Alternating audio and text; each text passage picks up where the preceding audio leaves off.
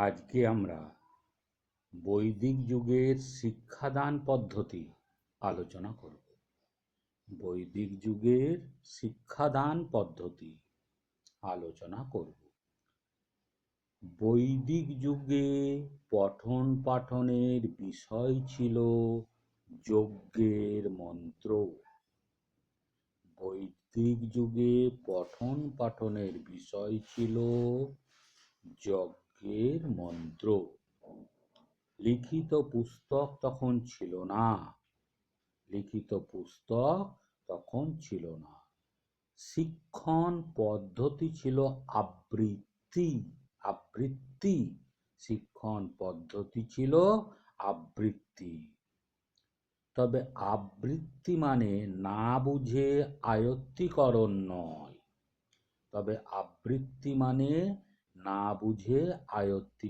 নয়। শিক্ষণ পদ্ধতি ছিল আবৃত্তি, তবে আবৃত্তি মানে না বুঝে আয়ত্তীকরণ নয়। না বুঝে আয়ত্তীকরণকে বলা হতো মুখস্থ করা।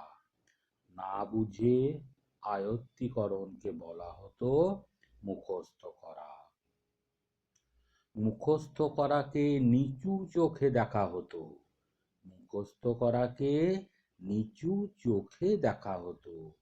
মুখস্থকে ভস্মের ওপর শুষ্ক কাষ্ঠের সঙ্গে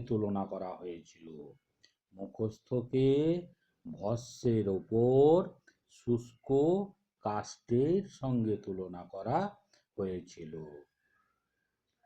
শিক্ষক বা আচার্য যথাযথ ছন্দ ও ধ্বনিতে মন্ত্র উচ্চারণ করতেন।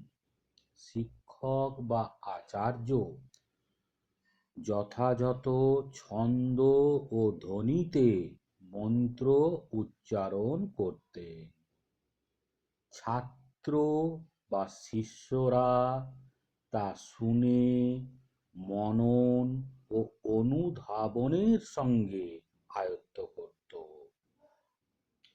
শিক্ষক বা আচার্য যথাযথ ছন্দ ও ধ্বনিতে মন্ত্র উচ্চারণ করতেন। ছাত্র বা শিষ্যরা তা শুনে মনন ও অনুধাবনের সঙ্গে আয়ত্ত করত। আচার্যগণ কেবলমাত্র মন্ত্রোচ্চারণ করতেন না, ধারাবাহিক বুদ্ধিদীপ্ত প্রশ্নোত্তরের মাধ্যমে মন্ত্রের অন্তর্নিহিত অর্থ ব্যাখ্যা করা হতো। আচার্যগণ কেবলমাত্র মন্ত্রোচ্চারণ করতেন না, ধারাবাহিক বুদ্ধিদীপ্ত প্রশ্নোত্তরের মাধ্যমে মন্ত্রের অন্তর্নিহিত অর্থ ব্যাখ্যা করা হতো। চিন্তা ও মননের ওপর গুরুত্ব দেওয়া হতো। গভীর আত্মচিন্তাই ছিল প্রকৃত জ্ঞান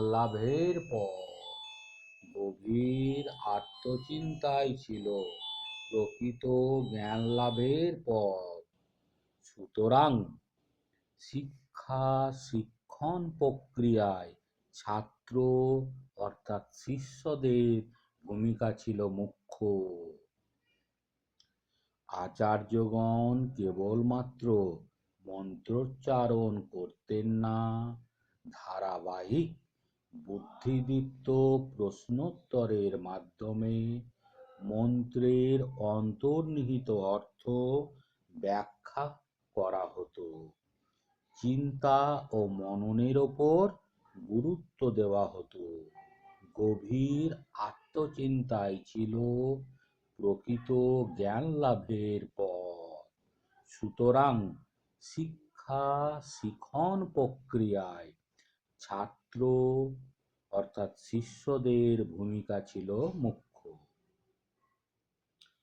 বৈদিক যুগের ঋষিরা মনে করতেন প্রকৃত জ্ঞান কেবল অনুশীলনের দ্বারাই অর্জন করা যায় না। বৈদিক যুগের ঋষিরা মনে করতেন প্রকৃত জ্ঞান কেবল অনুশীলনের দ্বারাই অর্জন করা যায় না। এর জন্য প্রয়োজন আকাঙ্ক্ষার নিরসন। এর জন্য প্রয়োজন আকাঙ্ক্ষার নিরসন। সমস্ত জাগতিক কামনা বাসনার ঊর্ধ্বে উঠতে হবে। সমস্ত জাগতিক কামনা বাসনার ঊর্ধ্বে উঠতে হবে এবং এর জন্য প্রয়োজন সন্ন্যাস ও যোগ।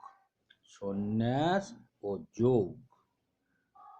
তাই সন্ন্যাস ও যোগ শিক্ষণ পদ্ধতির অন্তর্ভুক্ত ছিল।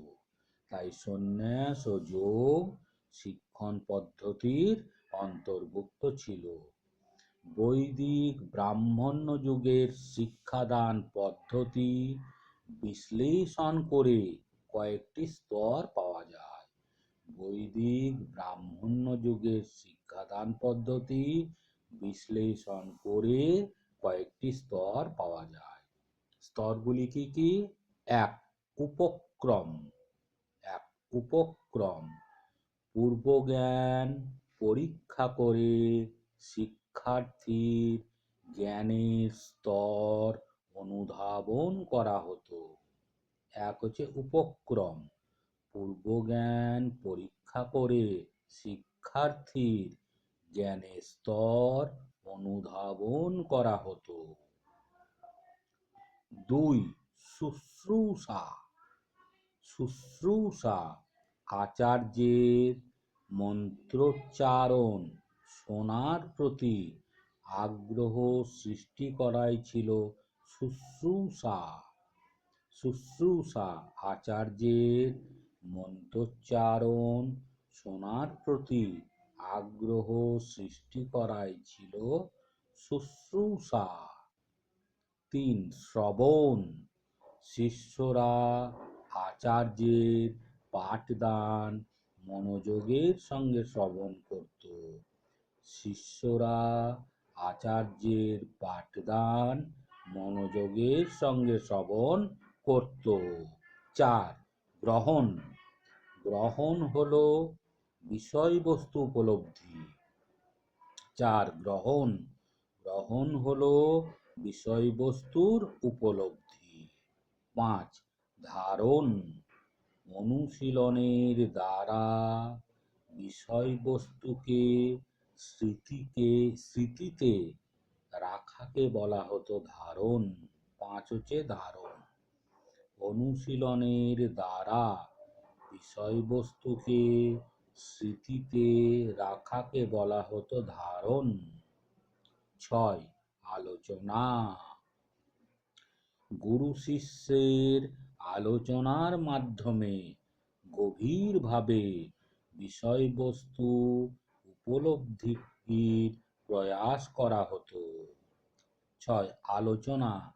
গুরু শিষ্যের আলোচনার মাধ্যমে গভীরভাবে বিষয়বস্তু উপলব্ধির প্রয়াস করা হতো।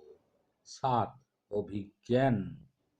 আচার্যদের দেয় বিষয়বস্তুকে হৃদয়ঙ্গম করার চেষ্টা।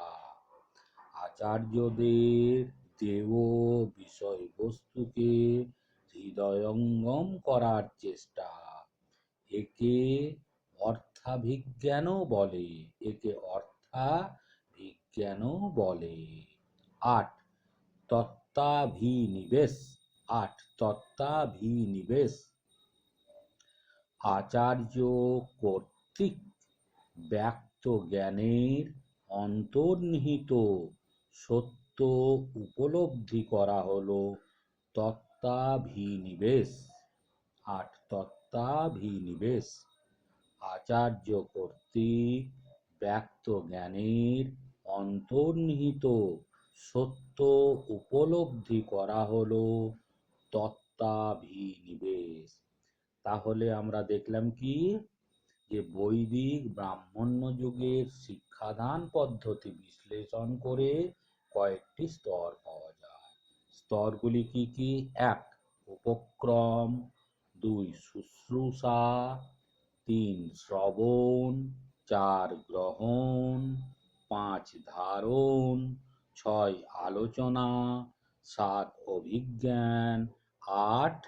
তত্ত্বাভিনিবেশ।